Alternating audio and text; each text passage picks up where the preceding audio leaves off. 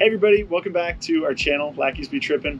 We know it's been a while since we did a video like this where we sat down together, and so I dragged Tosha away from her computer, made her sit down, and here we are. So I'm Rob. I'm Tosha. And we are the Lackeys. And of course, we've been traveling with our two youngest kids, Edith and Carter, who are now 10 and 16. We've been doing that for 4 years. And we are actually in the process of transitioning out of our first RV, which we had for 4 years. We full-timed in it every day for 4 years, pretty much. And now we're in our new one, which is actually an old one. We'll get to that later, but today we wanted to talk about our 5 favorite things about our gas Class A motorhome, and that was our Thor Outlaw that we just came out of. First was convenience. So there's something to be said for not having to deal with some of the stuff that comes along with owning a diesel motorhome. I've talked about that in the past video. I actually made a video talking about how diesels were overrated, but we're gonna kind of counter that. Open mouth, insert foot. Correct. So anyway, convenience is a factor here. So we're talking about like stopping to fuel up, for instance. When it comes to gasoline as opposed to diesel, it's kind of easier to find. Well, especially in certain parts of the country. Like, I think in this part of the country, Oklahoma, Kansas, Texas, diesel's pretty easy to find, but when you go to like the East Coast, West Coast, it gets a lot more challenging. I know when we were in California, it was a bit of a challenge. Yeah, that was a challenge a little bit. I remember distinctly driving through Vermont and almost running out of gas with the gas motorhome. And we were on zero for a long time. I think there was only one gas station.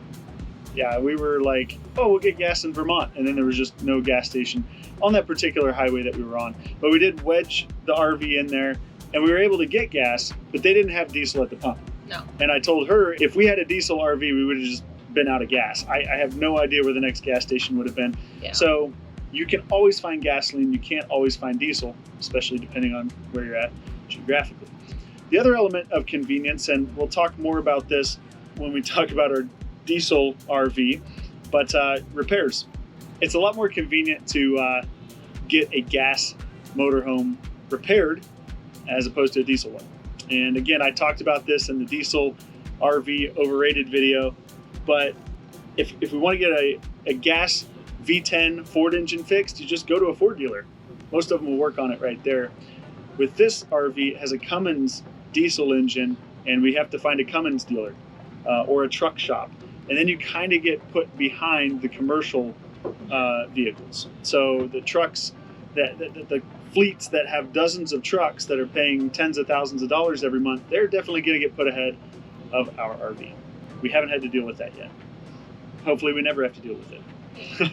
Fingers crossed. Absolutely. This RV has an Allison transmission as well, and so you have to find an Allison shop. The chassis is a Spartan, so you have to find somebody that'll work on a Spartan chassis. You can't just take the RV to one place and say fix it all, like you might be able to with a gas motorhome. So I think those are the biggest points with convenience. The other thing I would mention when it comes to repairs or modifications and maintenance for that matter is we could do that pretty much in a parking lot with the gas RV. You just kind of lots of parking lots. Yeah, you just do it right there. It's simple to work on. So speaking of simplicity, the gas RV, just in all aspects, much simpler than this new diesel pusher that we have. You're talking about this old new diesel pusher. You're talking about air brakes on this diesel. You're talking about air suspension, a little bit more complex jack system. Really, every single aspect of this coach is more complex than the Thor was, the gas engine rig. So on the gas engine, you have steel springs, hydraulic brakes, just normal stuff that you would find on any other truck.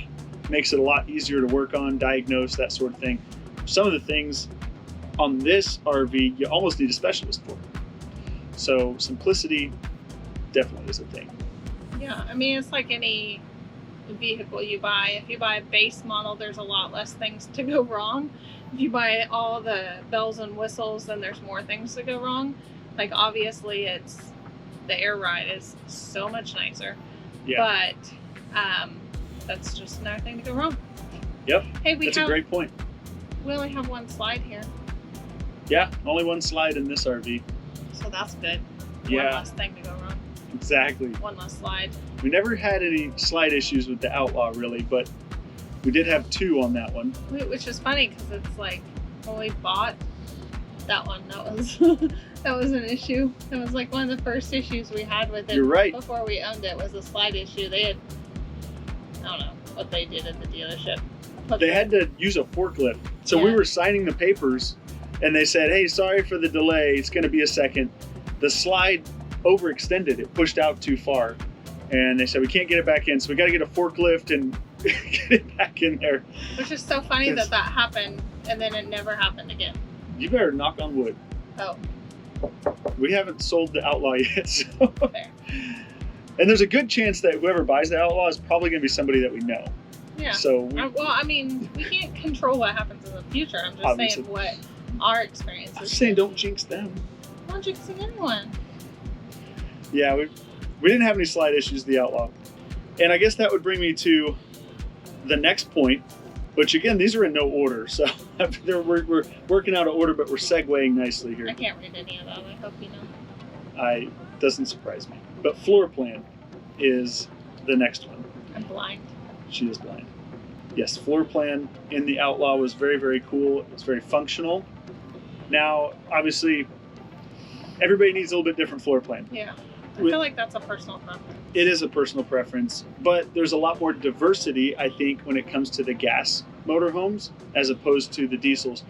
I feel like a lot of diesel pushers, a majority of them, especially older ones, have been set up for couples or maybe couples plus a kid that you can throw on the front couch. You have these massive front living spaces, a massive bathroom in the center, and then a big bedroom in the back. You've got sometimes a big walk-in closet at the very back of these 45-footers. Yeah, you're right. I've never really seen a different floor plan in a diesel pusher. Correct. They're all laid out like that. I won't say I've never seen one, but they're really rare. There's a couple that stood out to me. I've ever seen it. Yeah, there was a couple while we were shopping for this one that I found. Maybe I'll post some pictures here if I can go back and find the model. I can't think of them offhand, but there was one that had a really cool front kitchen, middle living space, and they had like a hallway down the side that was like curved. It was really neat. That's right. There were a couple bunkhouse models, but again, the bunkhouses are either like Prevost entertainer buses, you know, where they're putting race teams or bands in it, or they're newer. The new ones tend to have bunkhouses, but this is a 98. They sure were not making bunkhouses in 98. So it's hard to find a floor plan that's family friendly, which the Outlaw very much was. I say ours has a bunkhouse, but it's aftermarket. Hand built. It's modified. Right. Part of the reason we bought this particular one was just because of those bunks. And then you have like show haulers. Those are different layouts usually, but that's a whole different category. So.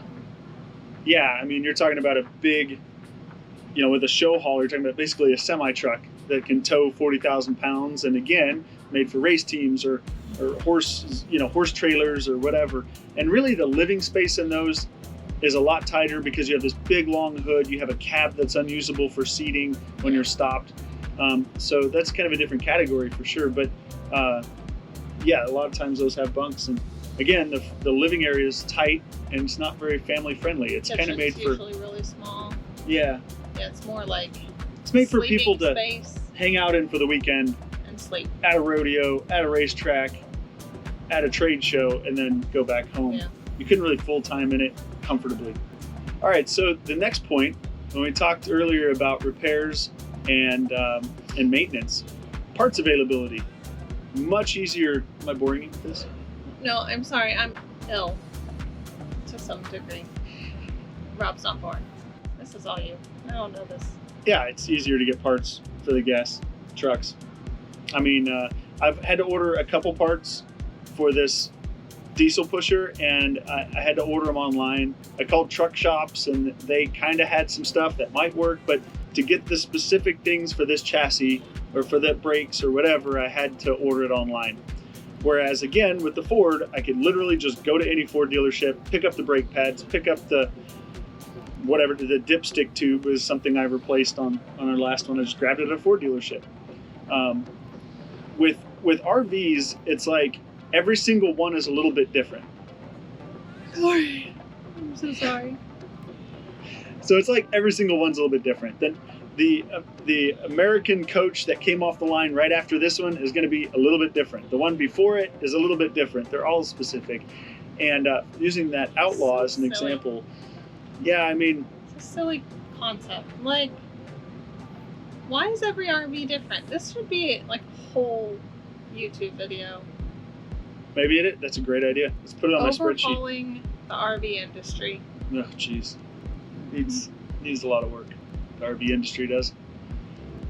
And I think parts availability is one of those things. And I will tell you that aside from the engine and the transmission, the chassis stuff, interior parts are a huge pain for any RV, whether it's a diesel or a gas or whatever, because again, there's so many specific types of wood and trim, or the valences that are wrapped in certain cloth, the furniture, the carpet, the flooring, whatever it is, everyone's like specific to the VIN number, and it can be hard to get parts. But when it comes to the chassis and mechanical stuff, it's a lot easier to get things for a Ford or Chevy chassis than it is a Freightliner Spartan with a Cummins, or a Detroit, or a Caterpillar engine with an Allison transmission. It's all these combinations make it hard to pinpoint what you actually need and where you get it.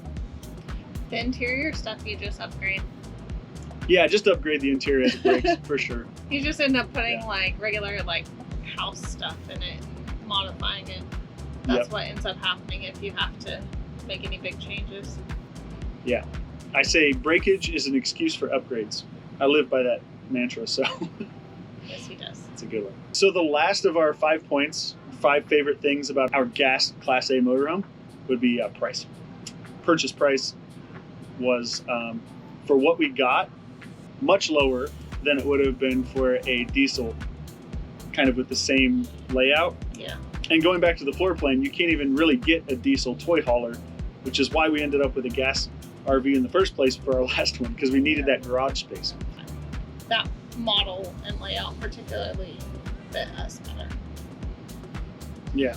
The cost of entry for a gas motorhome and the cost to upkeep it is much lower than a diesel pusher, but it is a lot more comfortable. You have more power, handles better. All those things. It's more solidly built. So now I'm getting into reasons that we like the diesel more than the gas, but that's not this video. So the 5 things that we are going to miss about the gas motorhome: the convenience, the floor plan, the simplicity of the unit as a whole, parts availability when we did need to do repairs and maintenance, and cost. Cost to purchase, cost to maintain and keep it on the road, all much lower with the gas motorhome. So, somebody asked the other day, why did we buy this? That's another video. That's another video. Got it. So somebody asked us the other day on one of our YouTube videos, one of our other videos, one of you asked in the comments, would we buy the Outlaw again? And I'm going to flip this one to you. Would you buy an Outlaw again? Like, knowing what I know now? Or... Yeah, for sure. Yeah, if we circled back in a few years and we found ourselves in need of a toy hauler, let's say, or if we're in a different position, whatever that may be in our lives, would you go back to a Thor Outlaw? If I was to buy a gas RV, I would buy a Thor Outlaw again. Okay. I don't think it's fair to say, would I go back to the gas Thor Outlaw over the diesel pusher?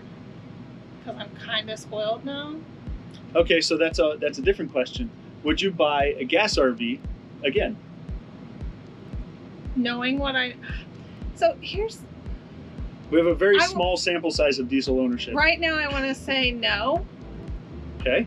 But I haven't ran into any of these problems that you're talking about, which is parts availability and cost. And like, we haven't had to deal with that too much yet. So I don't want to say no at all. Yeah. But I would say right now, no. Okay. Does that make sense? So Tosha's already spoiled by the diesel Definitely spoiled. and would not go back to a gas motorhome necessarily. It's not even the diesel, really. It's the... What's everything that goes with it?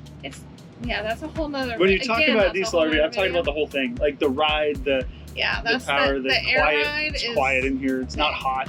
The air ride is game changing. The like smooth driving.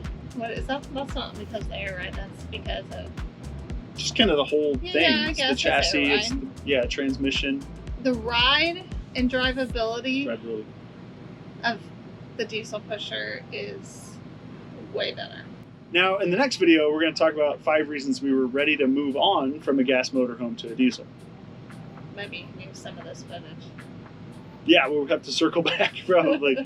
But these two are going to intertwine. So, yes, we're going to miss some things about our gas Thor Outlaw, but we are very excited about our new rig, despite the problems that we have run into, that we have found, the things that we both knew needed to be fixed and found that needed to be fixed. We'll talk about those in a future video as well. But yeah, there were some reasons that we made this switch, and so far we don't regret it. We're very happy that we did it. We were more ready than we knew we were, we'll put it that way. Thank you everybody for watching. Make sure to subscribe to our channel if you haven't done that already. Click the bell for notifications. We have I've got 24 videos here, 20 videos, 21 videos in the queue, coming soon. Yay for videos. Subscribe. Tell your friends that are thinking about RVing if they need an example of why to do it and why not to do it. Why both. not? Yep. I feel like we're a testament to both sides. Plenty of examples of those. So lately more why not to, but hopefully we can soon get back to why you should. So we do have a whole lot of archived footage from our travels of good stuff, and we haven't shared enough of the good stuff lately. So yeah, we'll dig back through the archives, make some travel videos, show you guys those. Yeah. Subscribe. Correct. All right, everybody, thanks for watching, and we'll see you in the next video when we tell you why we moved from the gas RV to the diesel one. Take care. Bye.